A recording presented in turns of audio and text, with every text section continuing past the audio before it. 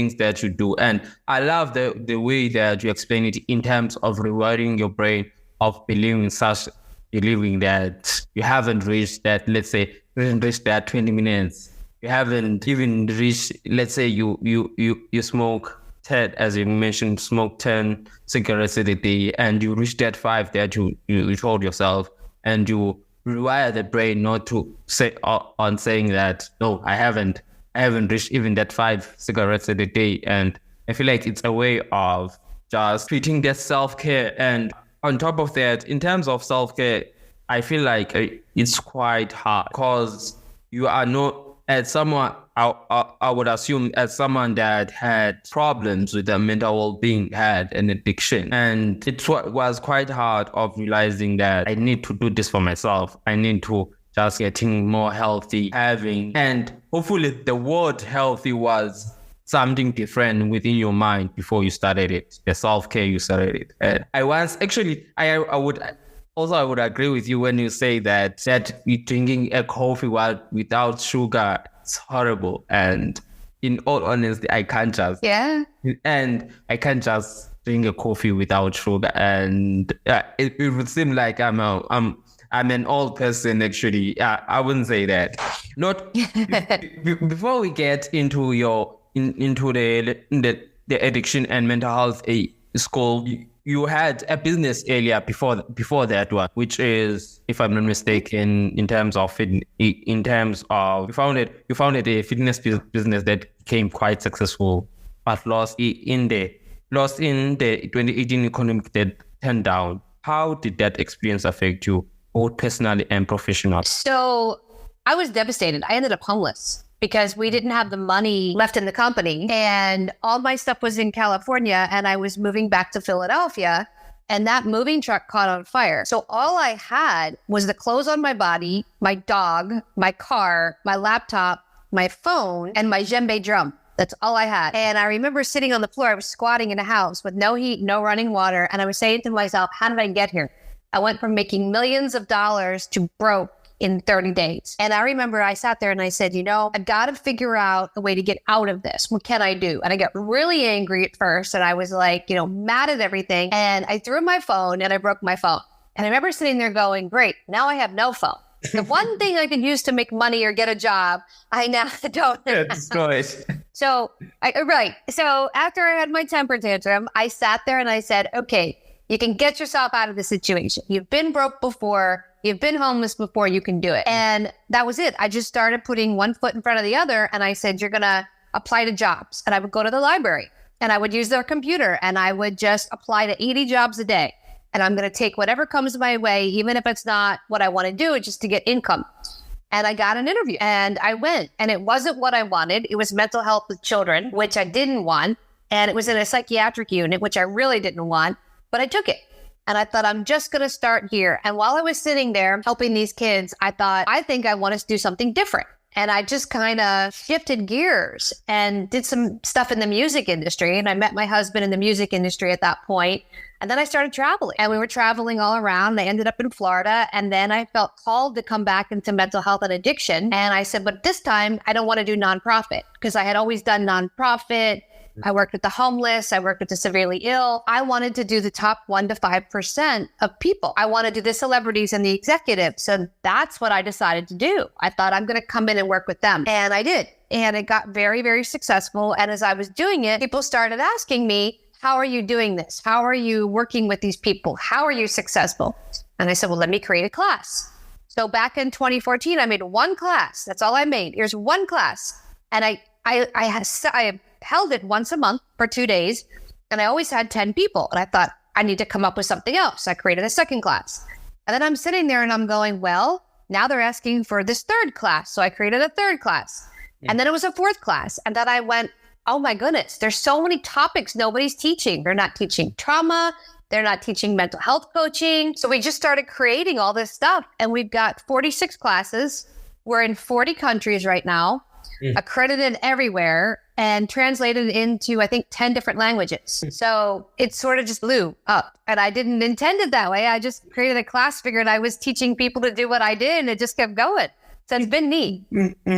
It's quite remarkable story in terms of imagine being homeless to again finding your purpose, again finding something that you love. And it's quite, I would say, rare to do something that you love nowadays in terms of, I would say that it goes back to that thing of everything happens for a reason. That you losing your job, you just experiencing that loss of your business, it was a blessing in disguise in a way at some point. And also, I like to use that word that in terms of sometimes you need to look at a traumatic event, or I would say a bad thing, in another perspective, because when we look at a perspective of why is this happening to me, having that, I would say, victim card, we tend to mischarge ourselves and not taking the right decision and taking the wrong decisions. And I would like to add on top of that, being able to survive all these things might have been quite difficult. I'm quite sure of that. And also, you have to forgive me. I like having these different codes because I believe that they really resonate with the mission that I'm pushing. Whereas it says, what makes you stronger might kill me, but what makes me stronger might kill you.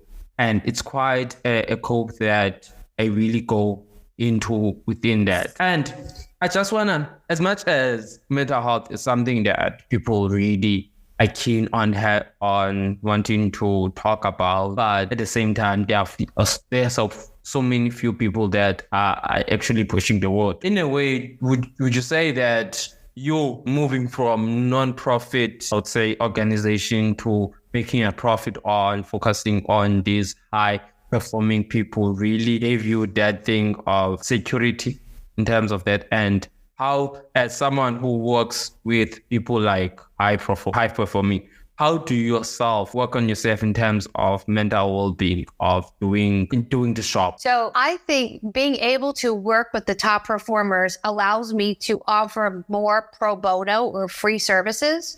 So we do have a department where we offer free coaching and free counseling to other people. Working with the top performers allows us to have other people be able to do that and the freedom and the paycheck to be able to pay them without having to have a grant or a nonprofit status. So there's that. For me, I'm a high performer. This is my 6th company, and I'm working on my 5th book right now as we speak. And once we get off of this, I'm going to be finishing the last 2 chapters. So I'm always doing something else. I'm always doing the next thing. And, a lot of people that I'm friends with will say, oh, well, I'm just kind of hanging out. I'm watching TV or I'm doing this. And I'm like, well, what do you do to better yourself? What do you do to keep yourself in motion or move forward? And a lot of people, it's watching TV and hanging out. Yeah. And for me, I'm like, I find that boring. I'm like, I need to do something to make myself feel productive. And if I'm productive, I'm happy. And if I'm happy, I'm, helping other people and I'm doing those things. So my self-care is very different than the average, I would say, person who takes a bath and scrolls on TikTok or Facebook or watches TV. Mm-hmm. I'm always doing something to better the world. And that's what makes me happy. I have to agree with you with that. For example, last Friday, I was supposed to have 3 interviews.